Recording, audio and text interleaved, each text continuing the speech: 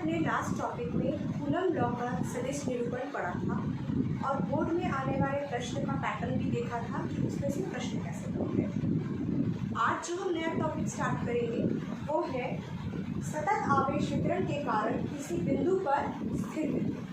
अब हम पहले ये बोले कि सतत आवेश वितरण क्या होता है। सतत मतलब कंटिन्यूअस, आवेश मतलब चार्ज, वितरण मतलब डिस्ट्रीब्यूशन। तो कंटिन्यूअस चार्ज डिस्ट्रीब्यूशन में आपको किसी बिंदु पर, उसके अनुपात किसी बिंदु पर अगर आपको विद्युत का बल निकालना हो तब हम किस तरह से निकालेंगे। इस खंड में हम तीन जो है अलग अलग किस्म के वितरण लेंगे, डिस्ट्रीब्यूशन लेंगे। पहला रैखिक आवेश जिसमें हम रेखा में चार्ज को डिस्ट्रीब्यूट करेंगे, दूसरा क्षेत्रीय और तीसरा आयत।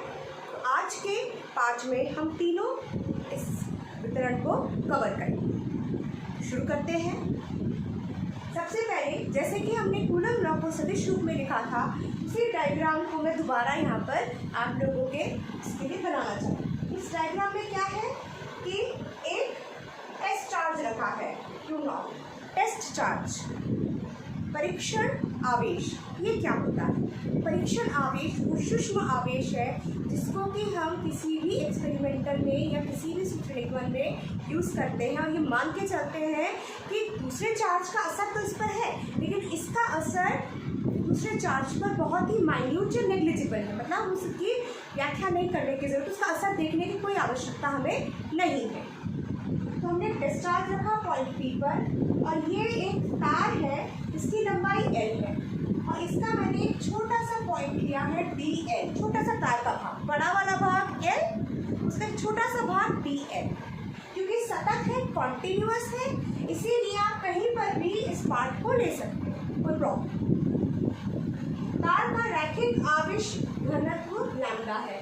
रैखिक आवेश घनत्व क्या होता है? सबसे पहले घनत्व को लेते हैं। घनत्व क्या होता है? घनत्व होता है द्रव्यमान बटे आयतन। मतलब कि अगर इस पूरे उसमें कितने, जैसे अगर हम मानना चाहें कि एक कक्षा में 50 लोग भरे हैं, दूसरी कक्षा में सेम डायमेंशन का कक्षा है, ठीक है, उसमें जो है वो 100 लोग भरे हैं, तो हमें ये पता चलेगा ना कि कहाँ भीड़ ज़्यादा है।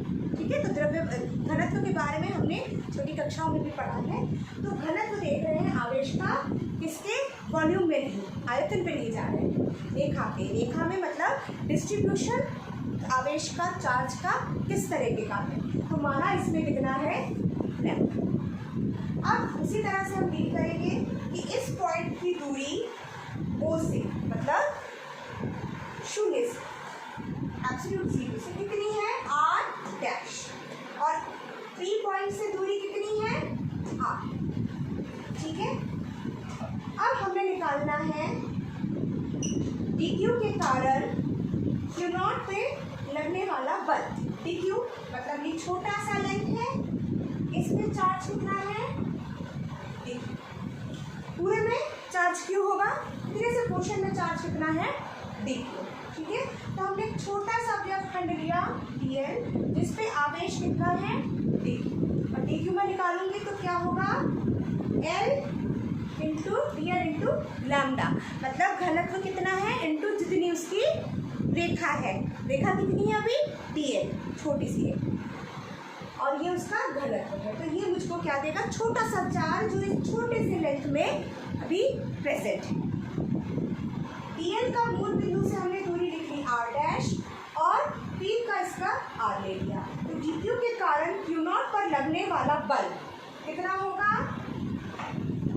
dF is equal to 1/4 pi epsilon naught Q naught into dq। ये हमने अभी पढ़ा था, r minus r dash absolute value का Q, और ये उसको दिशा दे रहा है। पिछले वाले आर्टिकल में मैंने आपको दोनों फॉर्म लिख के दिखाए थे, तो आप इस फॉर्म में लिखिए, चाहे आप उस फॉर्म में लिखिए। ठीक है, इसको आगे करते हैं।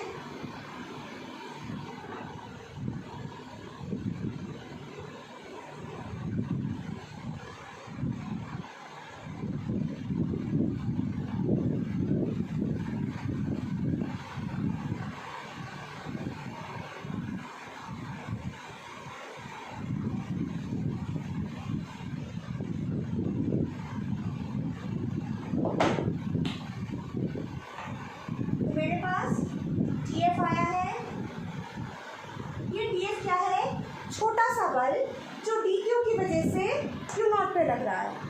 अगर मुझे इस पूरे जो आपने तार ले रखी है उसका अगर पॉइंट पी पर निकालना हो तो मैं क्या करूँगी, इस पूरे का इंटीग्रेशन करूँगी।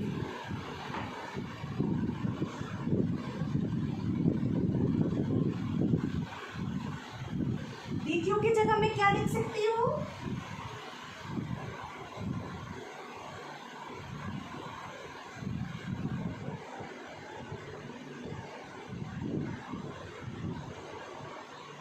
एफ का इंटीग्रेशन एफ, ये इंटीग्रेशन किस लेवल पे होगा, लेंथ के लेवल पे, जितनी उसकी लंबाई है।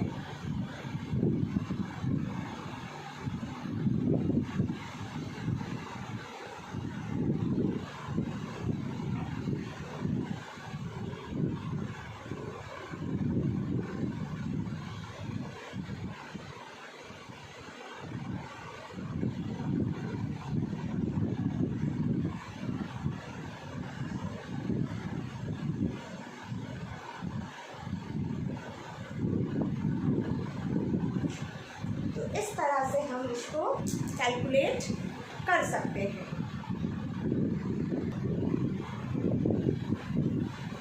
पहले में हमने पढ़ा रेखीय घनत्व, रेखा के अनुदिश अगर आपको चार्ज पे बल निकालना हो तो हमने पढ़ा था रेखीय घनत्व के आधार पर, मतलब रेखीय आवेश वितरण पर किस तरह से बल के सूत्र का निरूपण होता है।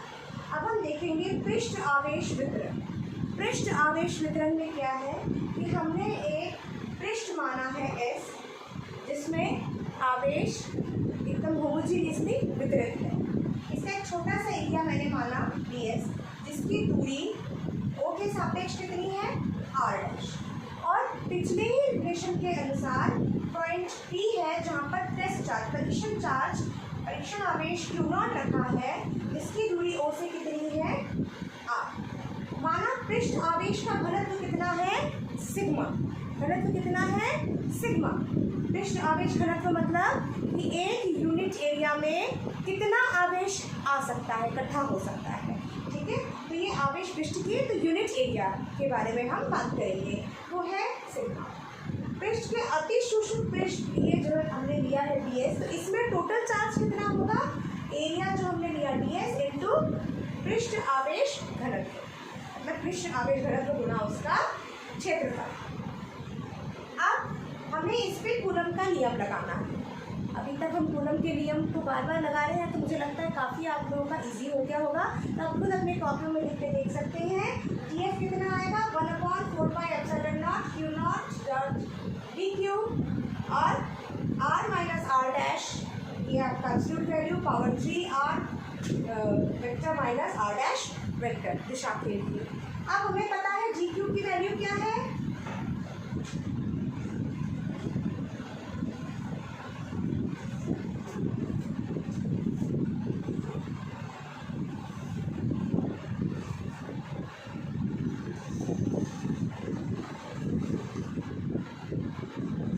ये तो आया आपके इस छोटे से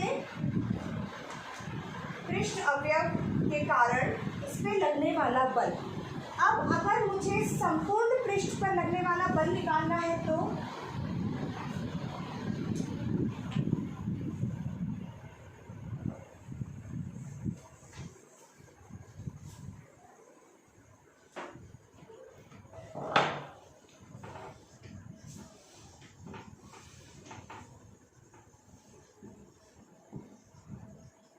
कितना होगा,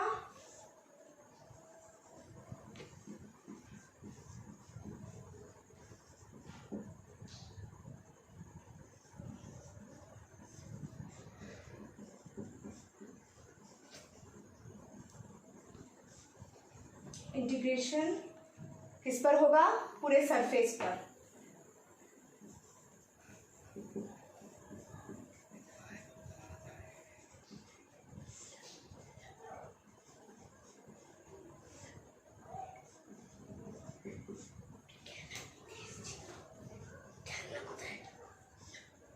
चाहे तो और भी कांस्टेंट्स को इस इंटीग्रेशन से बाहर ले सकते हैं। तो हमने सेकेंड में क्या पढ़ा, पृष्ठ आवेश में वितरण में आप कूलम के नियम के द्वारा लगने वाले बल को कैसे ज्ञात करेंगे।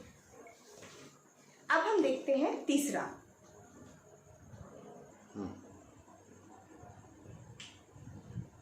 अब हम आयतन आवेश वितरण को निकालेंगे, जो इस कक्षा की आखिरी टॉपिक है। हमने एक छोटा सा आयतन लिया है, गोलाकार लिया है। मैंने इसमें एक क्यूब ले लिया है जिसका वॉल्यूम है dv, और चार्ज जो है हम छोटा सा एरिया मान के चल रहे हैं। एक्चुअली में ये बहुत बड़ा सा एक क्यूब है, एक आयतन है, जिसमें कि मुझे एक पॉइंट P पर टेस्ट चार्ज रखा है, परीक्षण धन आवेश रखा है, जिसकी दूरी जो है आपकी एब्सोल्यूट O से R है, और इस एलिमेंट की दूरी R डैश है। तो हमने माना कि आवेश घनत्व कितना है मेरा, सिग्मा। आवेश घनत्व मेरा कितना है, सिग्मा। मतलब कि वॉल्यूम में, पर यूनिट वॉल्यूम में कितना चार्ज है मेरे पास, सिग्मा। तो आयतन के अति सूक्ष्म अवयव पर आवेश कितना होगा, dq मेरे पास कितना होगा, छोटे से वॉल्यूम में कितना होगा मेरे पास आवेश, छोटे से वॉल्यूम इनटू जो आपका आयतन आवेश घनत्व है। ठीक है, तो अतः दोबारा कूलम के नियम अनुसार dF होगा 1/4πε0 Q0 R minus R dash absolute value Q और vector R minus R dash. इसी को अगर हम लिखें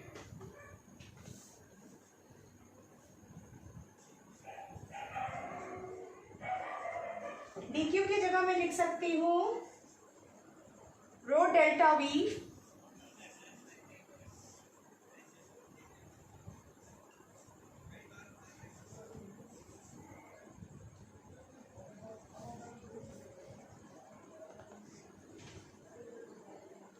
अब हम इसको आगे सॉल्व करते हैं। सॉल्व करने का प्रोसीजर एकदम वही है जो अभी तक हम बाकी दोनों टॉपिक्स पर करते आए हैं।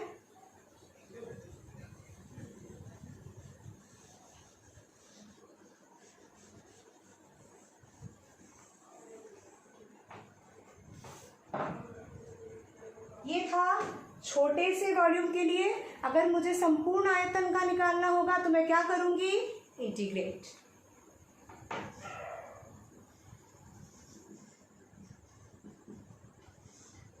पूरे वॉल्यूम पे इंटीग्रेट हो रहा है।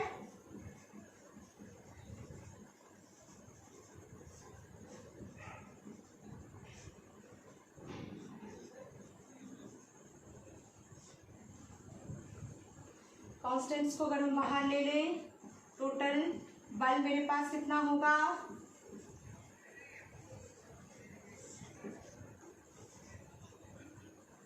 dQ की जगह मैं ऑलरेडी लिख चुकी हूँ रो dV